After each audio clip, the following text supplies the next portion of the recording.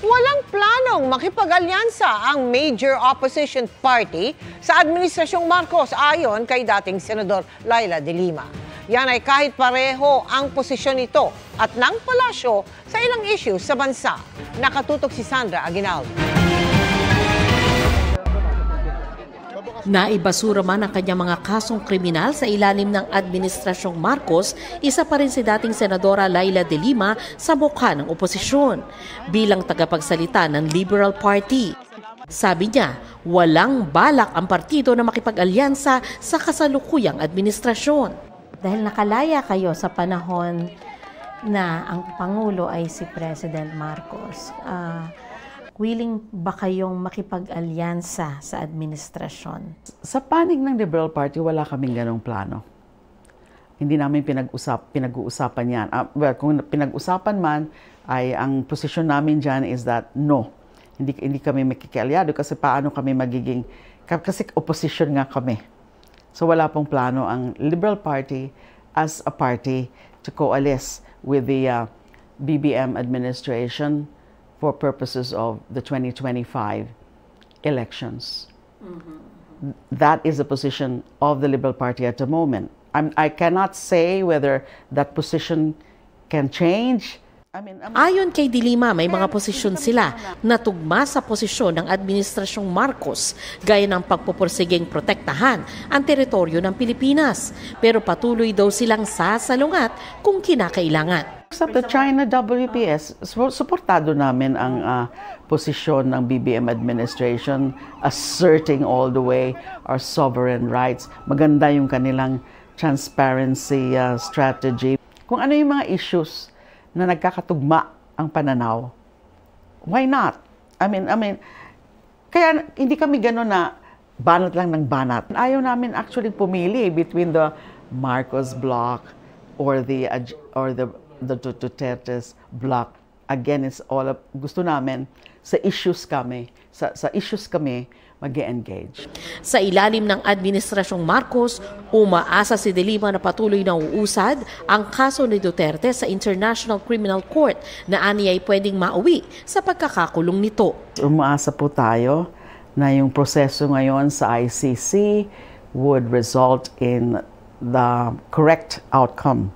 And the correct outcome, of course, would be the issuance of the warrant of arrest, eventual prosecution, and ultimately imprisonment.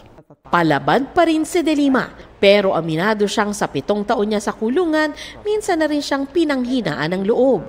Naikwento niya nang ma-hostage siya ng miyembro ng teroristang grupo noong 2022. Sa ulat ng PNP, nagtangkang tumakas ang 3 kalalakihan mula sa custodial center. Nang matunugan ito ng mga otoridad, tumakbo raw ang isa sa mga ito sa kinaroroonan ni de Lima.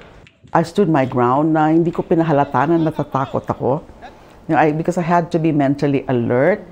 Kasi kung maunahan ka ng takot, ay hindi ka na makakapag-isip ng maayos. I was trying to appease him. Pero ano siya yung parang suicidal na rin eh. Sabi ko, Lord, kayo na po ang bahala. Bahala na po kayo sa akin, bahala na po kayo sa pamilya ko kung may mangyari. Pero may punto doon na sabi ko, Lord, bakit naman ganito? Na nagdusa ako, nag-sacrifice ako ng ganito katagal. That was already more than 6 years. And then, ganito lang pala mangyayari sa akin. Mamamatay lang pala ako dito from a hostage-taking incident.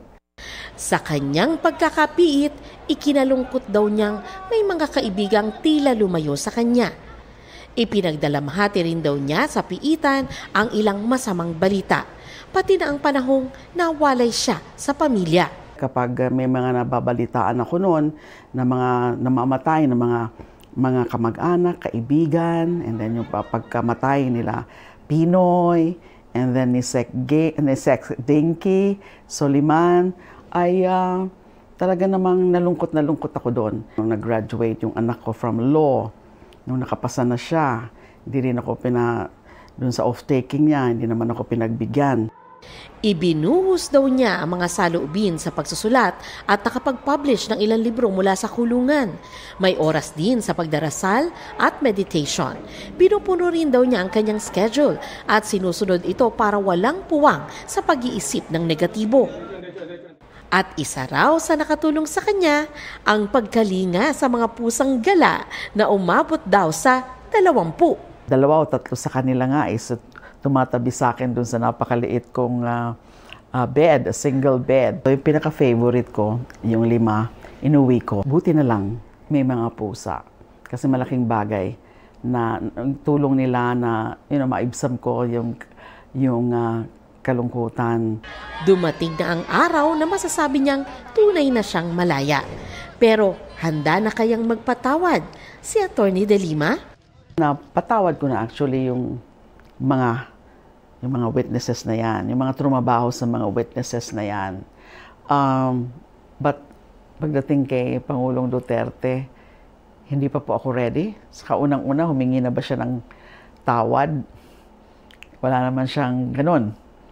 So hindi ko alam. So I've been praying for the grace na kaya ko nang patawarin siya. Pero sa ngayon, hindi pa. Para sa GMA Integrated News, Sandra Aguinaldo, Nakatutok, 24 Oras.